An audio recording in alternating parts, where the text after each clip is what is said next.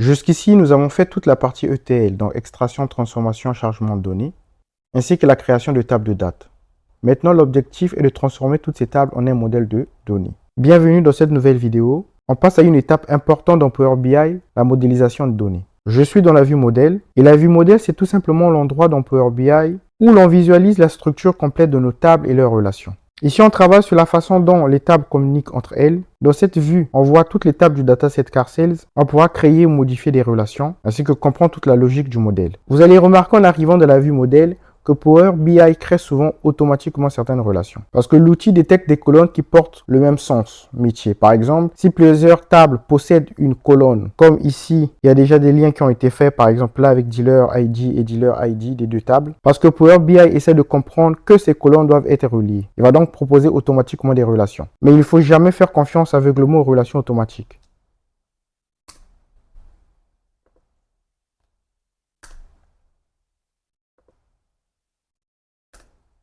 Oui, c'est vrai que Power BI propose une relation, mais ce n'est pas parce qu'elle existe qu'elle est correcte. Maintenant, parlons de la logique du modèle. Je vais un peu zoomer. Dans notre dataset CarSales, on a une table de faits qui contient les ventes et autour plusieurs tables de dimensions. Une table de faits, c'est ce qu'on veut analyser et cette table contient les ventes et autour, on a des tables de dimensions. Une table de dimension qui va expliquer le contexte de la vente. Par exemple, là, j'ai une dimension produit, product, branch, la date et dealer, ainsi que country. La table de faits, on en a parlé dans les précédentes vidéos. C'est celle qui contient les mesures chiffrées. Là, par exemple, j'ai le revenu, unit price, unit sold. Et les dimensions, elles vont servir à décrire ou à segmenter ces chiffres. Par exemple, si on veut analyser les ventes par pays, par exemple, par date ou même par marque de voiture. Ça, c'est exactement le rôle des dimensions. Donc, table de faits au centre et les dimensions autour. Et la table de faits contient les ID se trouvant dans les tables de dimensions. Commençons par la table dealer.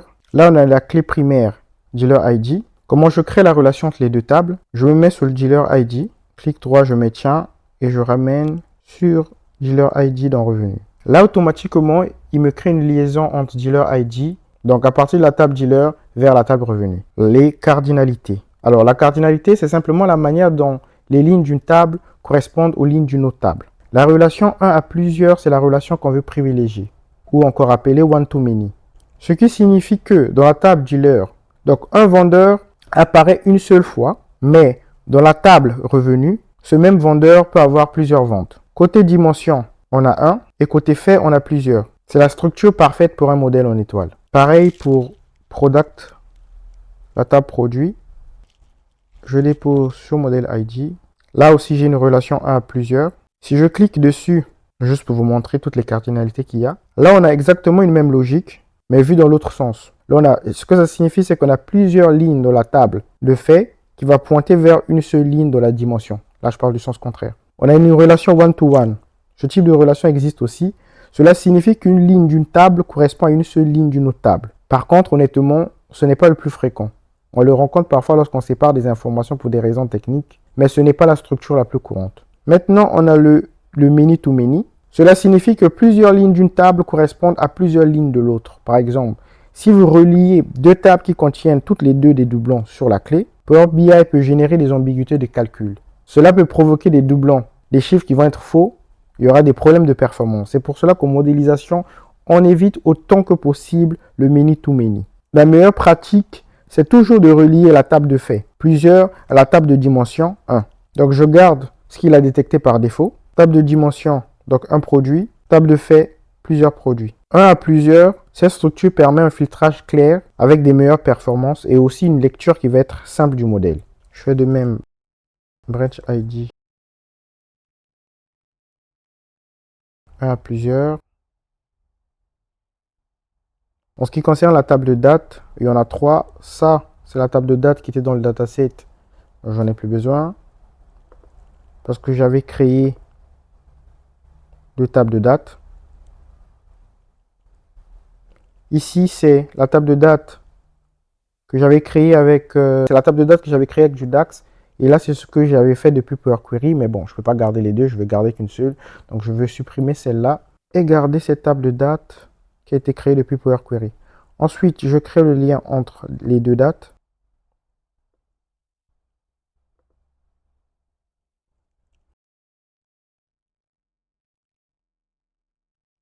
Donc là, ma table de fait au centre et les dimensions gravitent autour.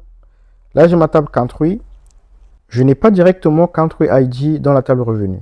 Ici, je n'ai que deux colonnes, country ID et country name. Dans branch, j'ai country name. Le seul lien que je peux faire, c'est avec country ID. Alors là, je me retrouve avec une relation many to many. C'est ce que je veux éviter. Parce que normalement, la clé côté dimension doit être unique. Donc dans country, la colonne country ID doit avoir une seule ligne par pays. Et là, je me rends compte que ce n'est pas le cas. Alors qu'est-ce que je vais faire? Je ne peux pas, même si j'essaie de mettre un à plusieurs, impossible de mettre une relation un à plusieurs. Parce qu'il y a une ligne, je pense qu'il y a un country ID qui se répète deux fois. Première des choses, je vais vérifier si j'ai supprimé les doublons. Je reviens ici.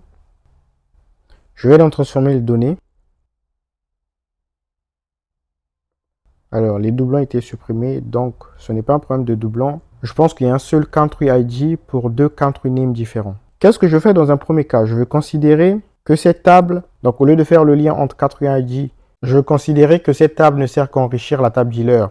Je vais renvoyer les informations country name dans la table dealer en fonction de country ID. Donc, je vais faire une jointure entre les deux tables. Je reviens, je sélectionne la table dealer. Je vais dans combiner, fusionner des requêtes. Je choisis la table country. Je sélectionne les clés communes. Donc, country ID et country ID. La correspondance, on me dit que la sélection correspond à 262 des 270 lignes de la première table.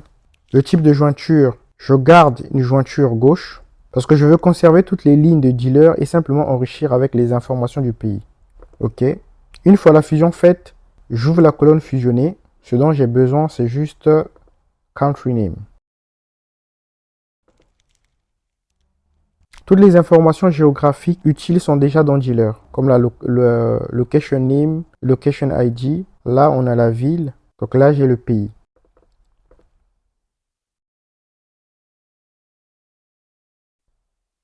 Si je ferme et appliquer, bon, il charge la table.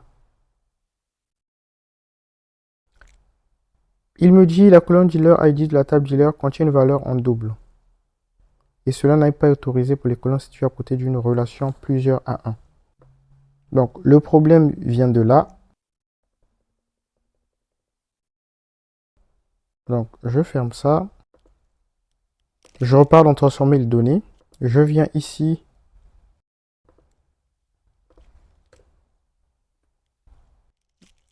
DRL, le même ID. Country ID. Ok, je vois c'est quoi le problème. Là, j'ai deux identifiants. Donc, Country ID qui sont identiques. Et Country Name, j'ai la Corée du Nord et la Corée du Sud. Avec un même ID. Comment je peux corriger ça? Je vais garder le même ID. Et je vais tout simplement garder aussi le même country name. Donc, j'aurai cet ID juste pour la Corée, au lieu d'avoir une différence Corée du Nord, Corée du Sud avec le même country ID. Quand on rencontre ce problème, toujours le corriger depuis la source. Je copie l'ID. Je reviens dans mon fichier source. Je vais juste filtrer.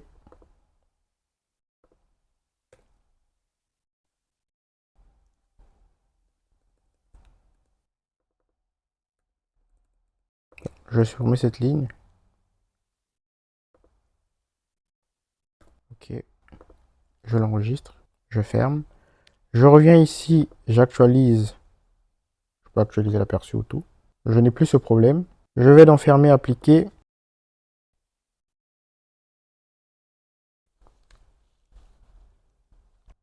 La table country a été utilisée uniquement pour enrichir la table dealer avec le nom du pays. Une fois cette information fusionnée dans Power Query, je n'ai plus besoin de conserver la table country dans le modèle. Avant de le supprimer, il faut bien vérifier qu'aucune autre table n'en dépend. Donc garder country en plus serait redondant à ce stade. Parce que cette table country n'apporte plus de valeur supplémentaire dans mon modèle, mais par contre, donc la table country a été utilisée uniquement pour enrichir la table dealer avec le nom du pays. Une fois cette information fusionnée dans Power Query, nous n'avons plus besoin de conserver la table dans le modèle. La supprimer permet d'avoir un modèle plus propre. Même si la table n'apparaît plus dans la vue modèle, elle est conservée dans Power Query. Si je vais dans transformer les données, j'ai toujours ma table country.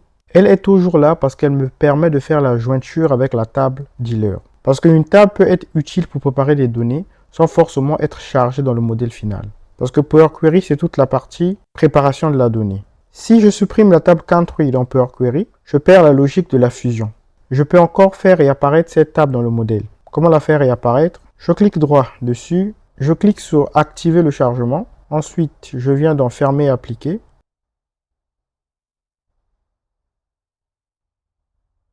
Et là, la table est revenue automatiquement dans la vue modèle. Donc, je la supprime dans la vue modèle, mais je conserve toujours la table country dans Power Query. Car si demain j'ai besoin de la réutiliser dans le modèle, je peux tout simplement réactiver son chargement.